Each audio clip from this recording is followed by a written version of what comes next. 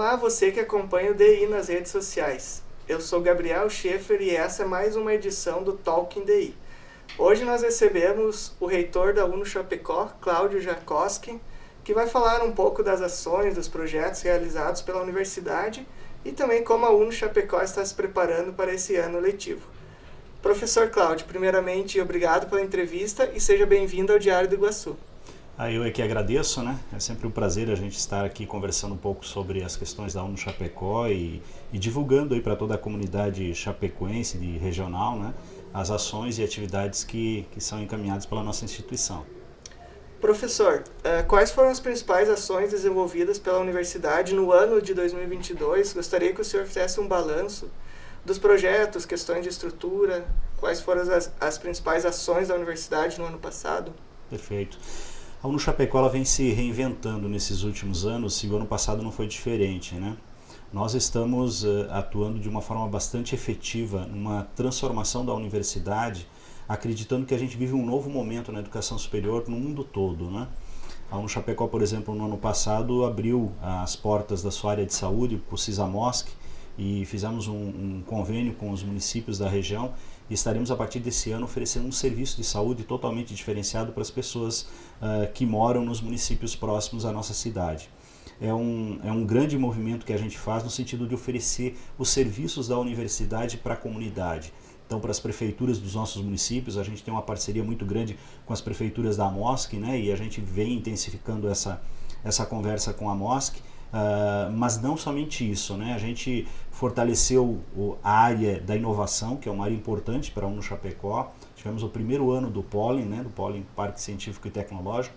Tivemos o lançamento de vários cursos, novos cursos da nossa instituição, no nosso hall de portfólio. Enfim, ações que vão consolidando aos poucos um projeto de uma universidade transformadora e que pensa num processo de desenvolvimento regional. Esse é o marco da UNO Chapecó e eu acho que o ano passado a gente conseguiu dar mais um passo nesse sentido.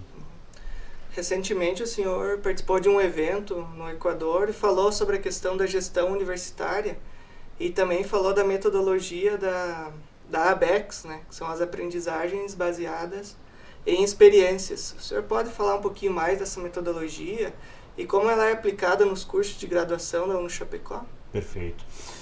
Dentro dessa mesma linha, entendendo que a educação superior vive um processo de transformação incrível nos dias atuais, basta a gente olhar para todo o setor produtivo, né?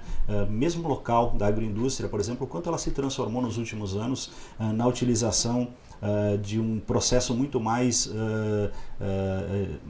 eu diria que ligado a tecnologias, né? E também robotizado, também com um movimento onde cada vez mais a gente tem processos da indústria 4.0, a gente acredita que a educação superior também segue nesse caminho, né?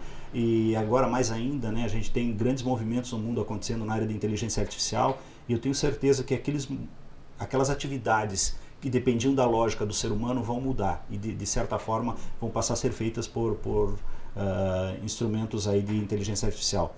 Sentindo toda essa modificação no mundo, não há como a educação superior ficar parada, né? Então ela segue também nesse rumo e nós criamos a aprendizagem baseada em experiência. Por que a gente fez isso?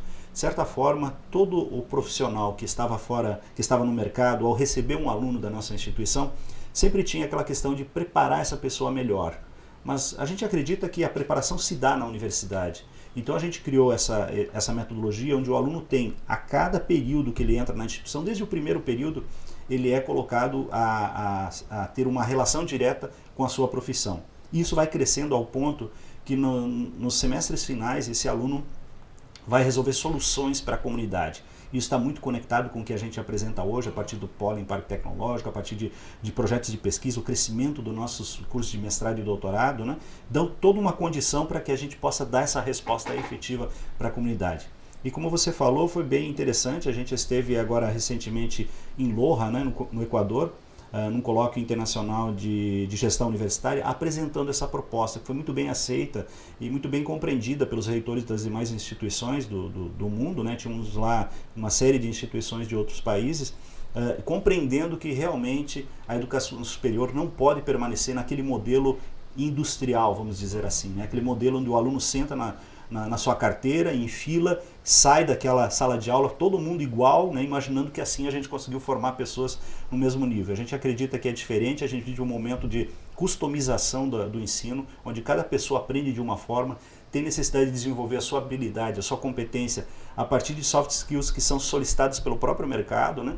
E a gente coloca no Chapecó nesse novo modelo, acreditando que assim a gente continua aquele processo de desenvolvimento que a gente está aí há 52 anos oferecendo para a região, agora de uma forma muito mais efetiva no relacionamento com a comunidade, com a sociedade. E para 2023, considerando aí a volta às aulas, quais são as novidades, né, que a UNO Chapecó está preparando, com novos projetos, novos cursos, estrutura, parceria, para receber a comunidade acadêmica no ano de 2023? Perfeito. Nós temos grandes modificações que estão em curso.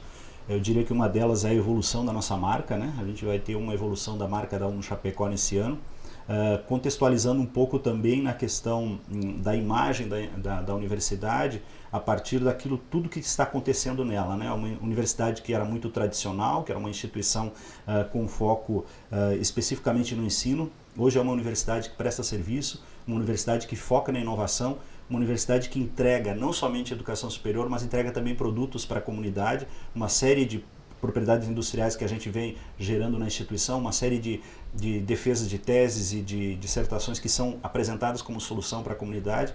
Então esse modelo precisa ser reanimado também na sua marca, né? Então a gente vai ter um processo de evolução da marca e nós seguimos também com o objetivo de ampliar as parcerias que a gente tem em relação à presença da universidade na sociedade. Então vem aí também uma relação muito mais direta com os nossos municípios, com as nossas prefeituras, com a Associação de Municípios, né, com a MOS, que também é um outro projeto que está em desenvolvimento. E além disso, a gente tem preparado um projeto de renovação da nossa educação à distância. É um outro ambiente que a gente acredita que vai ter muitas mudanças no país. A gente nota que o Conselho Nacional de Educação já se movimenta no sentido de ampliar a possibilidade não só do ensino híbrido, mas também de unificar a questão do ensino presencial com o ensino à distância. Então a gente se prepara para esse movimento de alteração, bem como a criação de novos cursos e de ampliação do portfólio, que isso é um mecanismo natural que a gente vive, né, na instituição. Ano após ano a gente tem uma renovação de portfólio, a gente acredita que as profissões elas não permanecem estanques, né? Todas elas têm uma evolução, algumas se conectando a outras, né? Exigindo novos profissionais.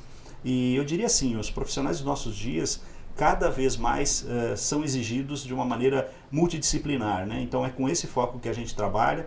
Recentemente nós alteramos o nosso regime de um regime disciplinar para um regime a partir de um seriado. Então a gente consegue dar um conjunto maior de conhecimento para os nossos estudantes e acreditamos assim continuar essa caminhada de sucesso da UNO Chapecó aí de mais de 50 anos, né? E a gente espera que sejam muito mais, né? Que a gente possa continuar seguindo aí nesse desafio do momento que a gente vive, que é colocar a educação superior conectada a um novo momento mundial de desenvolvimento. E quem tiver interesse em cursar um curso de pós-graduação ou graduação mesmo, ainda dá tempo? Que deve proceder? Como deve fazer?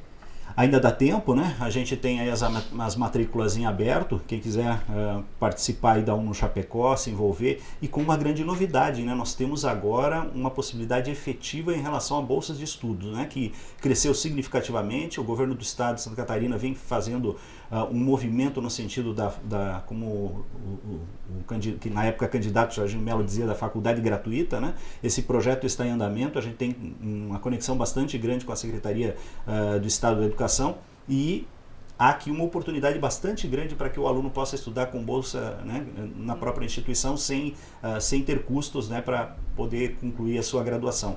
Temos também oferta na área da pós-graduação lato sensu, ou seja, nas especializações, temos vários cursos abertos, temos 6 oportunidades de mestrado, 3 oportunidades de doutorado, enfim. A UNO Chapecó tem uma gama de oportunidades, né, para que a gente consiga fazer com que o jovem da nossa região, com que as pessoas que moram na nossa região tenham um ensino de qualidade e possam, né, seguir em frente na sua profissão. Uhum.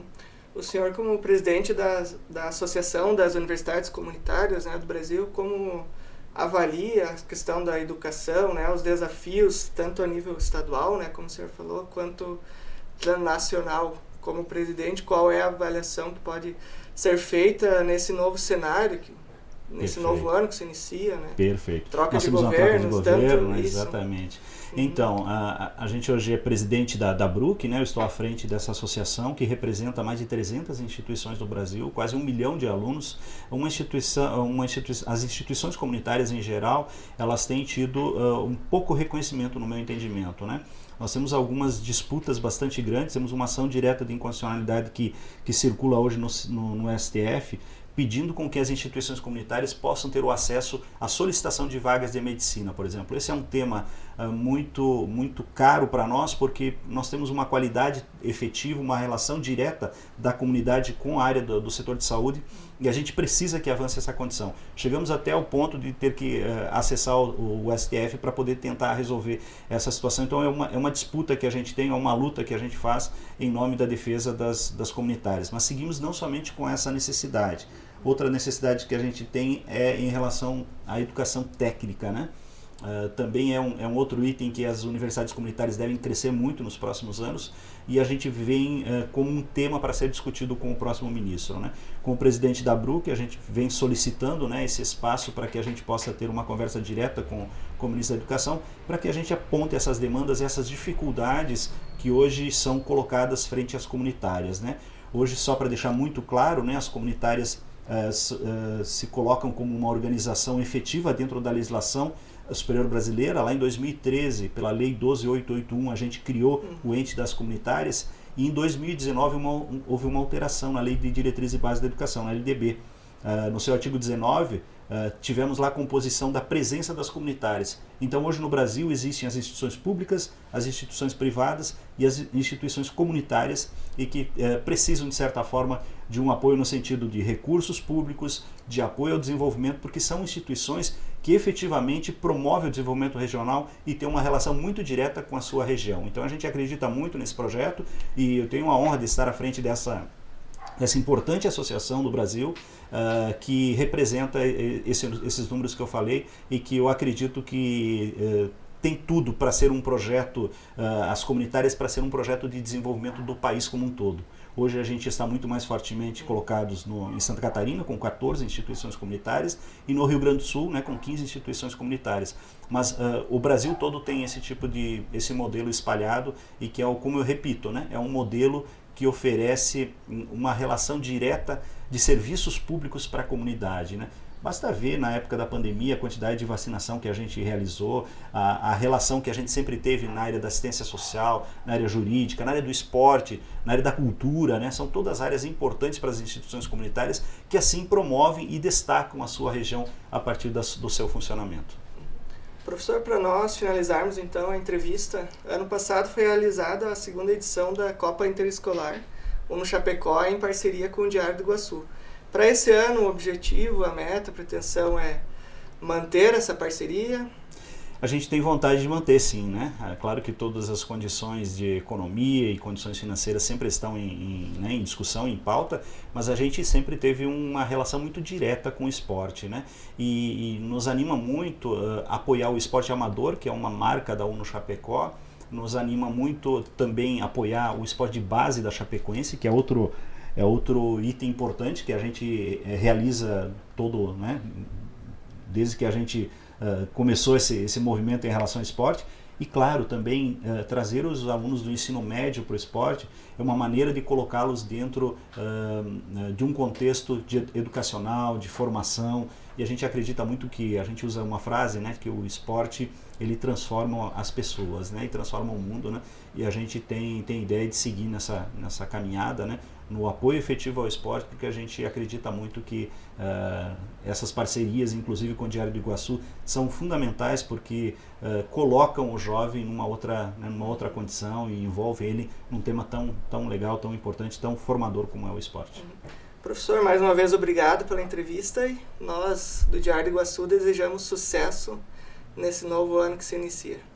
A gente agradece, né? Fica aqui um abraço para todos para todos que participaram e assistem aqui a nossa atividade, e dizendo que a expectativa é de um ano bastante bom, né, de crescimento, de desenvolvimento, um ano de retomada, né, a gente vê isso pós-pandemia, vem colocando a instituição cada vez num patamar de sustentabilidade melhor, a gente vem com resultados financeiros bastante importantes da instituição, dando sustentabilidade a ela, né, querendo que cada vez mais ela possa ser esse organismo de formação e de crescimento da nossa região.